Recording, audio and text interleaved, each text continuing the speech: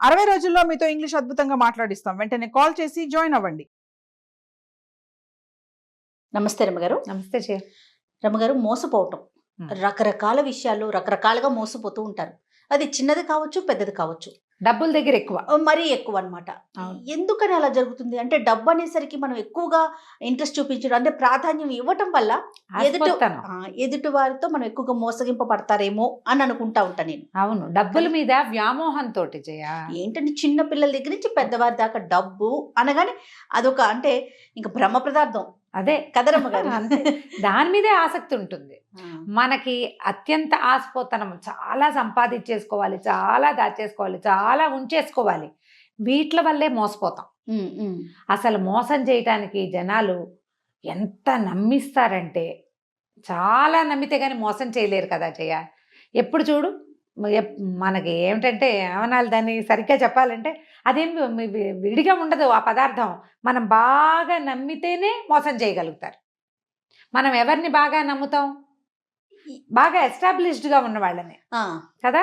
వీళ్ళ దగ్గర నుంచి ఒకళ్ళు చిట్ ఫండ్ కంపెనీయో, ఓ కంపెనీయో, ఓ ఉద్యోగాలు, ఏవో ఒక 25-30 మందికి ఉద్యోగాలు ఇచ్చారనుకో, అప్పుడు వాళ్ళందరికీ ఉద్యోగాలు వచ్చినాయని మనం కూడా నమ్ముతాం. లేకపోతే వాళ్ళందరూ బాగా డబ్బులు వచ్చి ఏదో చేసేసుకుంటున్నారని, ఈ బిజినెస్ చేస్తే వాళ్ళంతా సంపాదించేసుకున్నారని. ఈ మోసం చేసేవాడు ఏం చేస్తాడు? సాధారణంగా బాగా ఎస్టాబ్లిష్ చేస్తాడు, 2-3 ఏళ్ళు నమ్మిస్తాడు. జనాలు నమ్మిన కొందికి వాడికి మోసం చేసే అవకాశాలు పెరిగిపోతాయి. అంతే. అందరూ దిగిపోయాక, అన్ని పక్కల నుంచి జనాలు దిగాక, వాడికి సర్ప్రైజ్ మనీ ఏర్పడ్డాక ఎత్తేస్తాడు. వ్యాపారం నడుస్తున్న నాళ్ళు నడుస్తుంది. ఎత్తేదలుచుకుంటే అవతల వాళ్ళ నమ్మకమే వీడి పెట్టుబడి. అంతేగా, 100% ఈజీగా మోసం చేసేయచ్చు డబ్బు విషయంలో. చిన్నవి, ఓ 100 రూపాయల నోటు కింద పడేసి ఇది మీదేనా అని అడిగి, అలాంటి చిన్న మోసాలు. సినిమాల్లో ఇలాంటి ట్రిక్కులు చూస్తూ ఉంటాం. అక్కడి నుంచి పెద్ద పెద్దవి, ఇక బిజినెస్లు, బోర్డులు తిప్పేటాలు, బ్యాంకులు బోర్డులు తిప్పేటాలు. బ్యాంకులనే మోసం చేసేవాళ్ళు. ఏమిటి, తాడిని తన్నేవాడు ఉంటే వాడు తలని తన్నేవాడు ఇంకొకటి. అత్యాశ ఒక కారణం అనుకోవాలి కదా. ప్రధానమైంది మనుషులకు ఉండే గ్రీడీనెస్, అత్యాశ. కావాలి, ఇంకా కావాలన్న కోరిక. మంచి మంచి కథలు ఉంటాయి జయ వాటి మీద. మోసకారి కథలు ఎన్నో మనకి చాలా చెప్పుకున్నాం మనము. కానీ కథా సరిసాగర్ నుంచి ఒక కొత్త కథ చెప్దాం. తప్పకుండా. ఇంతకుముందు చాలా చెప్పాం కదా. ఒక ఊళ్ళో శివుడు, మాధవుడు అని 2 ఫ్రెండ్స్ ఉండేవాళ్ళు. పరమ మోసకారులు వాళ్ళిద్దరు. ఇది డైరెక్ట్గా దొంగతనం చేయటం లాంటివి కాదు, మోసం చేసి సంపాదించటం. వాడిమ్మన్నాడని వీడి దగ్గర, వీడిమ్మన్నాడని వాడి దగ్గర చెప్పడం, మాటలతో బురిడి కొట్టించేసేయటం. ఇక వాళ్ళు ఉన్న ఆ రత్నగిరి అనే ఊళ్ళో అందరినీ మోసం చేశారు వాళ్ళు. ఏదైనా పెద్ద ఎత్తున జరిపి ఏం చేసేవాళ్ళు, వీళ్ళు రోజువారీ హాయిగా తినడానికి, తిరగడానికి, ఆడుకోవడానికి సంపాదించుకునేవాళ్ళు. సంసారాలు లేవు, కుర్రాళ్ళు. ఇప్పుడు ఇలాంటి వాళ్ళు అంటే అగ్నికి వాయువు తోడైనట్టే. ఒకడు దొంగ వెదవైతే వాడికి ఫ్రెండ్ ఉంటే ఇద్దరు కలిసి చేస్తారు. అవును, అంతే కదా. ఒకడు దొంగతనం చేస్తాడు, రెండో వాడు ఎస్కేప్ ప్లాన్ చేస్తాడు. అవునండి. ఇలాంటి తెలివితేటలు ఉండి వీళ్ళు ఏమనుకున్నారంటే, ఇక్కడ చిన్న ఊరు, ఇది చిన్న ఊళ్ళల్లో ఇక లాభం లేదు మన సంగతి, పెద్ద ఊళ్ళకి వెళ్ళాలి, ఎక్కడైనా బాగా సంపాదించాలి. అయితే ఎవరిని బురిడి కొట్టించాలి అని ఒక రెక్కీ నిర్వహించుకున్నారు వాళ్ళు. ఆ నిర్వహించిన రెక్కీలో ఉజ్జయిని రాజపురోహితుడు. ఉజ్జయిని నగరం చాలా పెద్దది. రాజపురోహితుడికి రాజుగారి దగ్గర బోలెడంత మంచి పేరు. పైగా అతను బాగా సంపాదించాడు. 7 కుండల బంగారు నాణ్యాలు ఉన్నాయి అతని దగ్గర అని ఊళ్ళో చెప్పుకునేవాళ్ళు. మహాగ్రీడి, పిసినారివాడు. పావలా కూడా పోనిచ్చేవాడు కాదు. ఓ కూతురుంది, పిల్లకి పెళ్లి చేయలేదు. మహా డబ్బు పిచ్చి ఆయనకి. అతన్ని మోసం చేయాలి, కొడితే ఏనుగు కుంభస్థలాన్ని కొట్టాలి. సరే, వీళ్ళిద్దరూ ఏం చేశారు, మంచి ప్లాన్ వేసుకుని ఉజ్జయిని నగరానికి వచ్చారు. ఈ శివుడు అన్నవాడు పోయి అక్కడ తపస్సు చేసుకోవటం మొదలుపెట్టాడు. శ్మశానం దగ్గర ఉండటం మొదలుపెట్టాడు. ఓ శ్మశానంలో, ఒక శ్మశానానికి దగ్గర ఓ చిన్న గూడు లాంటిది, చిన్న గుడారం లాంటిది తీసుకుని అక్కడ సిద్ధుడిలాగా తపస్సు చేసుకుంటున్నాడు. రోజులు గడిచాయి, జనాలు చూస్తున్నారు, ఎవడో ఇక్కడ ఒక సిద్ధుడు ఉన్నాడు, వాడు తపస్సు చేసుకుంటున్నాడు అని. జనాన్ని నమ్మించాలంటే కొంగ జపంలాగా జపం చేయాలి కదా. అయితే ఈ తపస్సు చేసుకుంటున్న వాడిని జనం చూస్తున్నారు. ఇంతలో ఏమైంది, మాధవుడు ఉన్నాడుగా రెండో వాడు ఒక మంచి చక్కగా రాజకుమారుడి లాంటి వేషం ధరించి ఒకరోజు వచ్చి శివుడు కాళ్ళ మీద పడ్డాడు. ఒక బాగా డబ్బులున్నాయని ఒక ఆయన కారు ఆపి అక్కడున్న ఒక గుడిసెలోకి వెళ్తే చుట్టుపక్కల జనం అంతా చూడరు మరి కదా. అప్పుడు ఒక ఇంప్రెషన్ వస్తుంది, అబ్బో ఇంత రాజకుమారుడు అల్లే ఉన్నాడు, వీడెవడో టింగురంగామని రథం దిగాడు, రథాలు కాకపోతే గుర్రం దిగాడు, ఆ, వెళ్ళాడు, దండాలు పెట్టాడు. అంటే ఈయన చాలా గొప్పవాడు అనమాట. ఈ కుర్రాడు ఈ ఊరు వాడు కాదు, ఉమ్, ఏ ఊరి వాడో ఇక్కడికి వచ్చి దండం పెట్టాడంటే ఈయన ఈ ఊరి వాడు కాదు, అక్కడ ఏదో గొప్ప పేరు తెచ్చుకున్నాడు. ఆయన్ని తెలుసుకుని ఇక్కడికి వచ్చాడు ఈ కుర్రాడు అని చెప్పుకుని జనాలంతా చేరటం మొదలు పెట్టారు అక్కడికి. ఉమ్, బాగా పేరు వచ్చింది. ఉమ్, ఇంతలో ఈ మాధవుడు ఏం చేశాడు, ఊళ్ళోకి వెళ్ళి కొంతమంది జూదరులని వాళ్ళని ఆకట్టుకున్నాడు. అరే మీకు డబ్బులు ఇస్తాను, మీరు రాజపురోహితుడి దగ్గరికి వెళ్ళండి, వెళ్ళి నేను రాజకుమారుణ్ణని, నాకు రాజుగారి ప్రాపకం కావాలని కోరుకుంటున్నానని, దర్శనం ఇప్పించమని, ఏదైనా ఇస్తానని చెప్పి ఆయన ఒప్పించండి అని. ఉమ్, ఆయన ఏదైనా ఇస్తాను అన్న పాయింట్కి బాగా పడిపోతాడు. అదే. లంచంతో జరగని పని లేదు లోకంలో కదా. అవునండి. ఇది పాత ఉజ్జయిని కథల్లో కూడా ఉంది చూడండి రమ్మగారు. ఏనాటి ఉజ్జయిని నగరం. ఆ. సరే అక్కడి నుంచి ఏమైంది, సరే బాగానే ఉంది. ఆయన ఏం చేశాడు, ఈ మాధవుణ్ణి సరే రానైనా నేను తీసుకెళ్తానని రాజుగారికి ముందే చెప్పాడు. ఇప్పుడు తన ప్రాపకంలో ఒకడు వచ్చి తనకు డబ్బు ఇచ్చి రాజుగారి దర్శనం కోరుతున్నప్పుడు ఊరికే ఎవడో ఏరాగేరెవడు నాకు డబ్బు ఇచ్చాడండి అని ఎందుకు చెప్తాడు? చెప్పకుండా రాజుగారికి అతను ఒక ఉత్తమోత్తముడైన రాజకుమారుడని, రాజ్యాలు అవి పోగొట్టుకున్నాడని, రాచరికల్లో ఉన్నాడని, బుద్ధిమంతుడని, ఉత్తమ కుల సంజాతుడని ఒక 4-5 మంచి వాక్యాలు చెప్పాడు. ఈ వచ్చిన కుర్రాడు వీడు చక్కటి టిప్పిటాప్గా దొంగ విధవలకి చక్కటి ముఖ కవళికలు ఉంటాయి, వాడు బాగుంటాడు. రాజుగారు చూసి పిల్లాడు చూస్తే ఉత్తమ వంశ సంజాతుడు లాగానే కనపడుతున్నాడు, మరి బుద్ధిమంతుడు రాజు దగ్గర ఎట్లా ప్రవర్తించాలో తెలిసింది, వీడు సైనికుల ద్వారా వాళ్ళ ద్వారా రాకుండా పురోహితుడి ద్వారా వచ్చాడంటే బుద్ధిమంతుడు కాదు మరి. అందుకని రాజుగారు ఏం చేశారు, ఏదో ఉద్యోగంలో పెట్టుకుని తాను ఉంచుకున్నారు. ఆ స్థానంలో ఉండునైనా ఇక్కడే రాజ్యం అవి, లేకపోతే నువ్వు కూడా మాలాగానే క్షత్రియుడివి, నన్ను ఆశ్రయించి వచ్చావని రాజు తన దగ్గర ఉంచుకున్నాడు. సరే ఈయన ఏం చేశాడు, రాజపురోహితుడు వీడు ఏ ఊరు నుంచో వచ్చిన రాకుమారుడు కదా, మన ఇంట్లోనే ఉంచుకుంటే వాడి తిండి డబ్బులు అవన్నీ మనకే వస్తాయని ఆశపడి, ఇంకా ఈయనకి రాజపురోహితుడికి డబ్బుకేం కొదవా మరి, అయినా గ్రీడు ఆ పోయేది కూడా మనకే రావాలని. అక్కడి నుంచి మాధవుడిని రా అబ్బాయి మా ఇంట్లో ఉండు అన్నాడు. సరే ఇతను ఏం చేశాడు, ఈ రాజకుమారుడి వేషంలో ఉన్న మాధవుడు పురోహితుడు గారి ఇంట్లోకి, శంకరస్వామి ఆయన పేరు, అక్కడికి చేరాడు. చేరిన తర్వాత సరే తనకి పూర్వోత్తరం నుంచి వాళ్ళ పేరెంట్స్ దగ్గర నుంచి రాచరికం వల్ల వచ్చాయి అని చెప్పి అంత బిందె, దాని నిండా వజ్రాలు రత్నాలు ఉన్న ఒక బిందెని వీళ్ళింట్లోనే, ఈ గదిలో లాకర్ ఉందండి అని తన బ్యాగ్లోంచి ఆ బిందె తీసి పెట్టాడు. ఈయన కళ్ళు మిరుమిట్లు గొలిపేసినాయి, ఏమిటో బిందె పెడుతున్నాడు, వీటి నిండా నగలున్నాయి. 2 రోజులకు ఒకసారో రోజుకోసారో మా పూర్వోత్తరపు నగలు, మా తాతగారి నాయనమ్మ, ముత్తాత వాళ్ళందరి ఆశీస్సులు ఉంటాయని ఆ బిందె బయటకు తీసి దానికి దండం పెట్టేవాడు. ఈయన కళ్ళు ఎప్పుడు ఆ నగల మీద ఉండేవి. పైన కనపడుతున్న మణులు మాణిక్యాలే కొన్ని కోట్ల విలువ చేస్తాయి. నిజానికి అవి ఏవి నిజమైనవి కాదు, నకిలివి. పొట్టిరాళ్లకి మెరుపెక్కువ కాదు. ఈయనకు ఆ సంగతి తెలీదు. సరే నకిలీ నగలే ఉంచాడు. ఆ బిందె రోజు తీస్తాడు, దండం పెడతాడు, అదే నా దైవం అన్నట్టుగా. ఈయనకు గొప్ప సరదాగా ఉండేది. కానీ ఏమడుగుతారు, మన ఇంట్లో ఉన్నవాడిని నీ నగలు నాకు అంత ఆశ, ఈయనకు ఆశ ఉంది కానీ దొంగ బుద్ధి లేదు పాపం. సరే వీడేం చేశాడు, 15-20 రోజులు చక్కగా కులాసాగా ఉన్నాడు. ఆ సిప్రా నదీ తీరంలో శ్మశానం దగ్గర ఒక సాధువు ఉన్నాడుగా, సాధువుకి కూడా అప్పుడప్పుడు నమస్కారం పెడితే జనాలంతా వాడి దగ్గరికి చేరుతుండేవాళ్ళు. అతను సాధువు అని ఫిక్స్ అయిపోయారు జనం అంతా, సన్యాసి అని. ఇతను ఏం చేశాడు, ఒక 20 రోజులు గడిచాక శుభ్రంగా 20 రోజులు తిన్నాడు, వెళ్ళి ఇంట్లో రాజస్థానానికి వెళ్ళి ఉద్యోగం చేసుకునేవాడు. మెల్లిగా అన్నం తింటాం మానేశాడు, చిక్కిపోవటం మొదలుపెట్టాడు. డైటింగ్ చేస్తున్నాడు అనమాట. చూసిన వాళ్ళంతా ఏమిటైనా చిక్కిపోతున్నావు, వచ్చినప్పుడు చక్కగా పుష్టిగా ఉండేవాడివి అని అడగటం మొదలుపెట్టారు. 15 రోజులు లేకవాడు ఇట్లా అయ్యాడు. దేవుడా అని నీరసంగా ఏమన్నాడు, నాకు అగ్నిమాంద్యం పట్టుకుందండి, బతకనో ఏమిటో నేను. మా తాత కూడా ఇలాగే చచ్చిపోయాడండి, మా ముత్తాత కూడా ఇలాగే అయిపోయాడు, నాకు కూడా అగ్నిమాంద్యం పట్టుకుంది కాబట్టి బతకను నేను.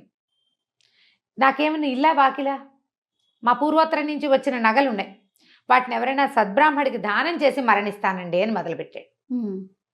ఈయనకి పాపం ఏం చేస్తాడు, నాకు ఇచ్చే అని అనలేకపోయాడు. అవునవును. ఎవరినో బ్రాహ్మణుల్ని తీసుకొచ్చేవాడు. వీళ్ళు నాకు నచ్చలేదు, వాళ్ళు నాకు నచ్చలేదు, వీళ్ళు నాకు నచ్చలేదు, ఇదేమిటి ఇలా ఉన్నాడు, ఇలా ఉన్న వాళ్ళకి దానం చేస్తే నాకేం సద్గతులు వస్తాయండి అనేవాడు. కొద్ది రోజులు గడిచాక ఏమన్నాడు, సిప్రా నదీ తీరంలో శ్మశానం పక్కన ఒక గూడారం వేసుకున్నాడు చూడండి సిద్ధుడు, ఒక ఆయన సాధువు, ఒక సన్యాసి. ఆయన అయితే మహోత్కృష్టమైన దానం, ఆయనకి ఇవ్వాలి దానం, నా నగలన్నీ నేను ఆయనకి దానం చేస్తానండి అన్నాడు. పాపం ఈయనేం చేశాడు, ఈ రాజపురోహితుడు ఇప్పుడు దాన ప్రక్రియ ఒకటి ఉంటుంది కదా, ఆ ప్రక్రియ చేస్తే తనకి 10 రూపాయలు ముడతాయి. ఆయన ఉద్దేశం అది. పోయి అక్కడ ఉన్నాడే ఎవరు, అక్కడ వీడి ఫ్రెండ్ శివుడు, అక్కడ కూర్చున్న ఆ సన్యాసికి వెళ్ళి అడిగాడు, బాబు మా ఇంట్లో ఉన్న మాధవుడికి ఒంట్లో బాగుండలేదు, వాడికి అగ్నిమాంద్య రోగం పట్టుకుంది, మరి చనిపోయేలాగా ఉన్నాడు, పాపం బక్కచిక్కిపోయాడు, తన దగ్గర ఉన్న పూర్వోత్తరపు నగలన్నీ దానం చేస్తానంటున్నాడు, దానం పట్టమన్నాడు. అనేసరికల్ శివుడు అన్నాడు, నాకేం ఇంట్రెస్ట్ లేదండి, దానం ఎందుకు, నేను సన్యాసిని, సంసారికైతే ఏదో నగ నాణ్యం దానం పుచ్చుకున్నా ఉపయోగపడుతుంది, నాకేం ఉపయోగం, నేను సన్యాసిని, పోనీ దానం పుచ్చుకున్నారో నాకు పిల్లని ఎవడిస్తాడండి అన్నాడు. అనగానే ఈయనేమన్నాడు, బాబు పూర్వాశ్రమంలో నువ్వెవరు ఏమిటి అని అడిగితే నేను బ్రాహ్మణేనండి అని చెప్పి, అయితే నాకు కూతురు ఉంది, మా పిల్లనిచ్చి పెళ్లి చేస్తా.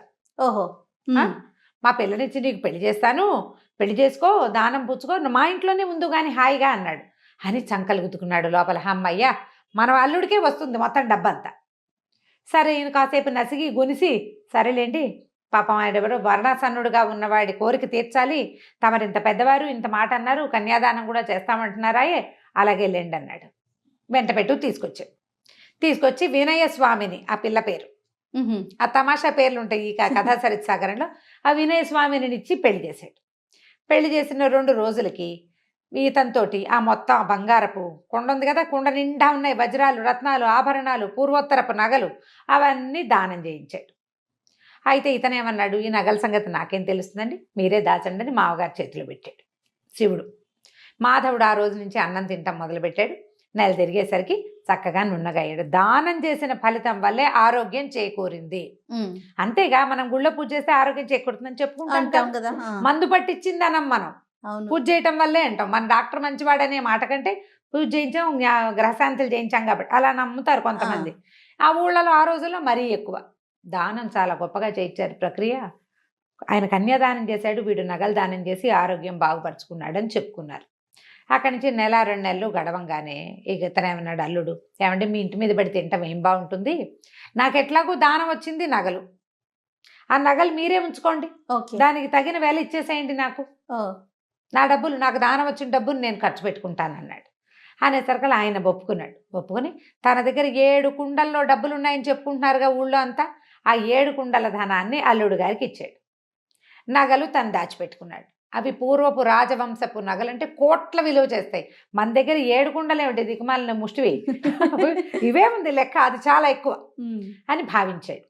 కొద్ది రోజులైంది, శివకేశవులు ఇద్దరు ఉన్నారుగా, శివుడు మాధవుడు హాయిగా ఎంజాయ్ చేయటం మొదలుపెట్టారు. అక్కడికి ఇక్కడికి వెళ్ళిపోతారు, తింటారు, కొనుక్కుంటారు, తాగుతారు, అక్కడ ఇక్కడ జూదవాడడానికి వెళ్తారు, విహారయాత్రలకు వెళ్ళిపోతున్నారు, ఎంజాయ్ చేసేస్తున్నారు.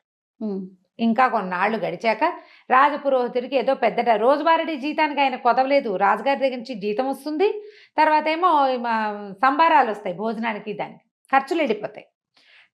ఒకసారి ఆయన ఏదో కొనుక్కుందాం అనుకున్నాడు, పొలమో ఏదో, డబ్బులు లేవు, క్యాష్ లేదు కదా, మరి లిక్విడ్ ఉండద్దు. ఈయన ఏమనుకున్నాడు, మన దగ్గర ఇంత కొండ నిండా నగలున్నాయని ఒక మాణిక్యాన్ని పుచ్చుకుని రత్నాల వర్తకుడి దగ్గరికి వెళ్ళాడు. ఆయన చూసి, ఏంటండి ఇది గాజు, దాన్ని నేలకేసి కొడితే 300 ముక్కలైంది, అది గాజు రాళ్ళు ముక్కలైపోతాయి, రత్నాలు ముక్కలు కొసలు కూడా విరగవు వాటికి. అయితే రత్నాల వర్తకుడు అన్నాడు, ఈ భలేవారండి, ఇది పిచ్చిది, మీరు ఎక్కడి నుంచి తెచ్చారనగానే ఆయనకు ఉండే గోపేలు మంది, ఊరు నాయనో ఏం చేతుండ్రా దేవుడా అని ఈ చెంబంత బిందు ఉందిగా, బిందంతా పుచ్చుకుని రత్నాల వర్తకుడి దగ్గరికి వెళ్తే అన్ని గిల్టు నగలే అవి. వాడు రోజు బిందె తీసి దండం పెడుతున్నాడు కదా, మెరుపు పెడుతున్నాడు వాటికి, మెరుపెట్టి ఎప్పటికప్పుడు తలతల్లాడిస్తున్నాడు.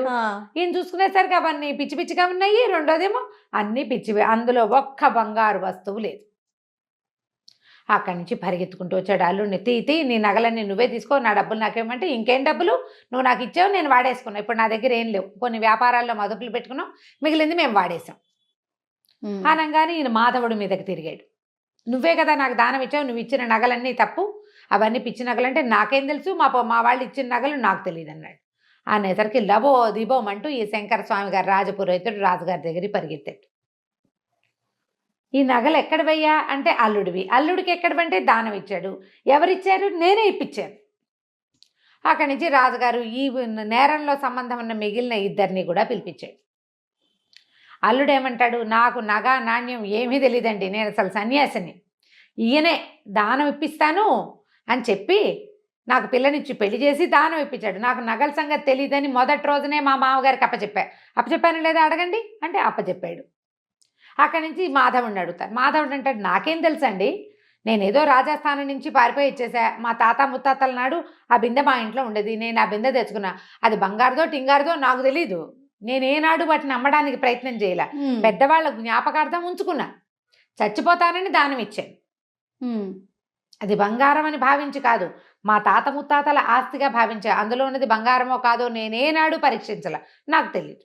ఓకే, రాజుకు అర్థమైంది వీళ్ళిద్దరూ మోసకారులే. మధ్యలో మోసపోయిన వాడెవడు? రాజపురోహితుడు. ఎందుకు మోసపోయాడు ఆయన? అచ్చా, కేవలము రాజపురోహితుడి యొక్క లోభబుద్ధి వల్ల. ఆ కావాలన్న ఆశ కొద్దీ, నాకు మగపిల్లలు లేరు, నాకు డబ్బులు ఎందుకు, పిల్లకి పెళ్లి చేస్తే దాని దారిన అది వెళ్ళిపోతుంది అన్న ఊహ చెయ్యకుండా, నిత్యము రాజస్థానంలో మంచి పదవిలో ఉండేవాడిని, నాకు డబ్బాస్ ఎందుకు అనుకోలే, కట్టుకుపోతానా దీన్ని అనుకోలే. చివరికి ఏమైంది?